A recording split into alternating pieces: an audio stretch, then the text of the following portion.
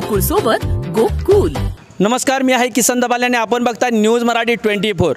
गडहिंग्लजमध्ये एक अशी घटना घडलेली, एक अज्ञात मृतदेह हरडी या ठिकाणी सापडलेला आहे। त्या संदर्भाची माहिती गडहिंग्लजचे पोलीस हवालदार संजय देसाई साहेब आपल्याबरोबर आहेत, त्यांच्याकडून माहिती घेऊया। नेमका प्रकार काय घडला साहेब? काल दिनांक 3/8/2024 रोजी सायंकाळी 5:30च्या सुमारास हरळी बुद्रुकचे पोलीस पाटील यांच्या माहितीनुसार एक अज्ञात इसमाचे प्रेत हरळी बुद्रुक बंधाऱ्यावर अडकून असल्याचे समजल्याने आम्ही स्वतः परत आमचे गडहिंग्लज पोलीस ठाण्याचे अंमलदार तसेच पोलीस इन्स्पेक्टर सरगरसो अशा टीमने जाऊन तसेच गडहिंग्लज नगर परिषदेचे अग्निशमन आपत्कालीन दलाच्या मदतीने सदरची प्रेत ताब्यात घेऊन ते सदरचं प्रेत सडल्यामुळे त्याचे PM वगैरे करून पुढील तजवीज करण्यात आलेली आहे।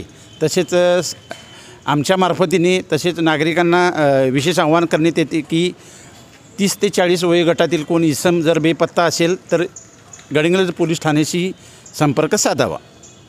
सदरचा इसम हा 30 ते 40 वयोगटातील असावा आणि ती बॉडी एक 5 ते 6 दिवसापूर्वीची असावी। बॉडी सडलेली आहे, त्यामुळे अशी बऱ्यापैकी ओळखून येत नाही।